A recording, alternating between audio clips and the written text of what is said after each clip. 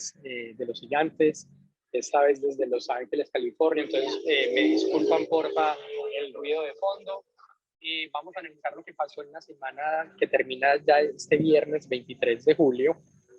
Recordemos que del recap anterior, o lo que pasó la semana pasada, el viernes para ser más exactos, donde vimos ese celo bastante fuerte en el mercado, estábamos pendientes de verificar si el ETF, el mercado, iba a confirmar este patrón que estamos viendo en pantalla, donde siempre en los últimos 12 meses que hemos retrocedido, el ETF se ha apoyado en esa EMA de 50 y evidentemente, como lo estamos viendo acá en las últimas velas que refleja lo que pasó esta semana, vemos cómo a pesar de que el lunes experimentamos el sell-off, fue el día más rojo de lo que va de este año, ya a partir del martes y el resto de la semana, el ETF BUY vuelve a marcar un nuevo máximo histórico, que es lo que cierra casi sobre los 440, digamos que sigue confirmando ese patrón.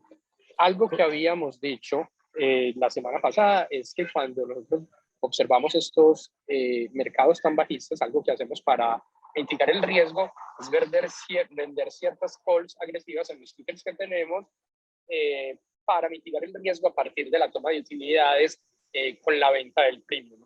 ¿Qué es una call agresiva? Es básicamente cuando vendemos un call un poco debajo de nuestro break-even, el precio promedio de compra, con la idea de que no se asignen, y si vemos que nos van a asignar, simplemente extendemos el contrato en el tiempo y lo subimos a un strike que, digamos, nos sirva. Y eso fue efectivamente lo que hicimos. Vamos ya a analizar unos tickers que son los que queremos hacer reflexiones. Sí, entonces, por ejemplo, uno de los tickers donde aplicamos esta estrategia de vender calls agresivas es Cron, ¿cierto? Que nos encanta Cron. Entonces veamos que Cron venía retrocediendo, ¿cierto? Hacia el inicio de la semana. Venía retrocediendo, confirmando ese sell-off. Vendimos las calls en 7.5, ¿cierto? Ajustándonos a la teoría, y sabíamos que podía estar rebotando en la media, en este caso que sería acá el piso, que ya habíamos definido el soporte en 7. Entonces aprovechamos como el pánico en el mercado de que ya teníamos, digamos, un plan, y el plan era esperar el rebote de Cron. Entonces aprovechamos para vender un put en 7, ¿cierto? Y este rebote se confirmó, ¿cierto? De hecho, ¿cómo fueron los porcentajes de ganancia de este put? Creo que fue el trade de la semana, ¿no, Juan? Sí, este put que vendimos, sobre todo ese soporte de 7, termina siendo el trade de la semana. Lo vendimos cerca de 0.22, que representó un 3% semanal aproximadamente. Y sobre los calls, los vendimos a 0.8, que representó un 1%, cerca de un 1% semanal. Y cuando vimos ahí lo que vos dijiste, que digamos así, cuando el mercado se empezó a recuperar y pronto también que la vimos que veníamos con fuerza, sí, decidimos no tomar el riesgo de quedar in the money o engrapados y simplemente ejecutamos un rollout hacia agosto 6 en un strike mayor, donde también obtuvimos una utilidad cerca al 0.5 semanal.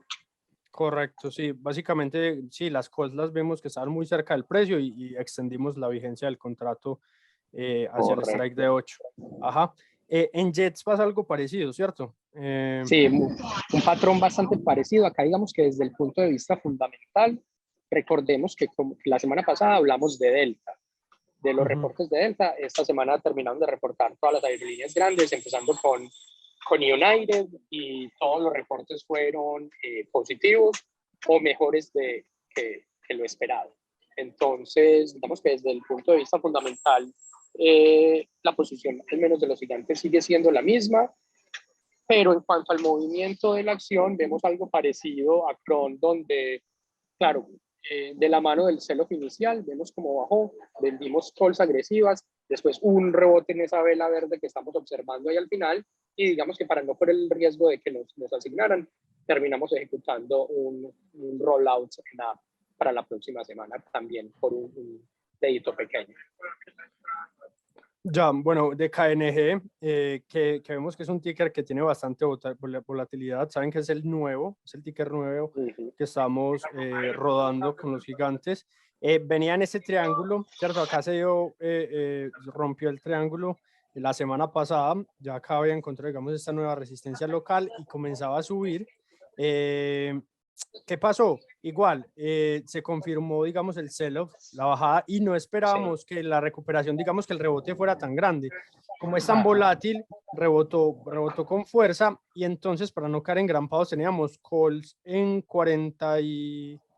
en 49. 48, en 48. 48 con salidas 31, que era nuestro break-even.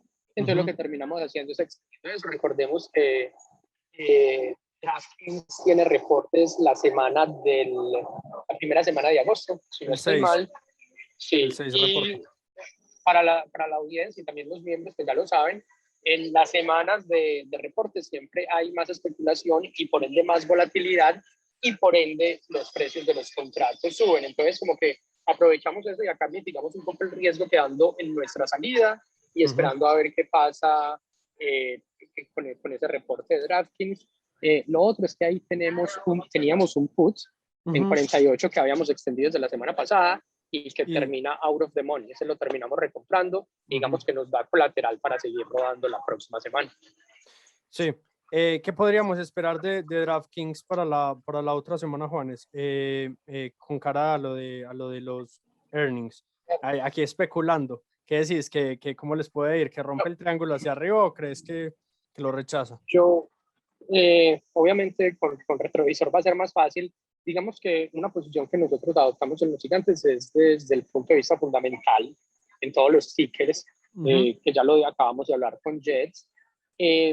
En DraftKings están pasando cosas bastante interesantes. Vimos como cuando tuvimos en la semana donde estuvimos desde el New York Stock Exchange, se afianzó esa alianza con la MLB, la Liga de Béisbol. Esta semana hay una noticia nueva con Tom Brady y, digamos, productos de la NFL y non-fungible tokens también. Entonces, hay como con el hype de cripto. Y no desconozcamos que también tenemos Juegos Olímpicos, ¿cierto? Entonces, yo creo que DraftKings se empieza a posicionar muy interesante, y desde que siga con la volatilidad y una tendencia alcista, siempre va a ser, digamos, que una posición bastante interesante para los gigantes. ¿Vos qué opinás?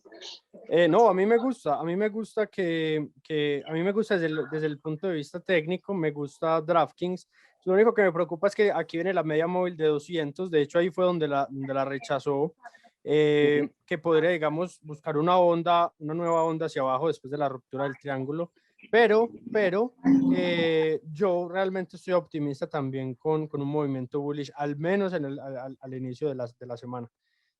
Nada, queda esperar. Esto es obviamente solamente especulación, pues, y los indicios que tomamos para el plan. No financial advice. Acá estamos dando una reflexión y una opinión. Exacto. Que, digamos que estos pensamientos nos ayudan mucho a la hora de tomar decisiones cuando estamos diseñando nuestro plan con cabeza fría, para luego ir a ejecutarlo, digamos, sin tener las emociones del mercado. Digamos, y un ejemplo muy claro de eso esta semana fue el put que vendimos en Cron, que ya lo habíamos planeado, y simplemente aprovechamos el pánico, seguimos el plan y digamos que dio resultados. Resulta dando un 3% semanal. Correcto.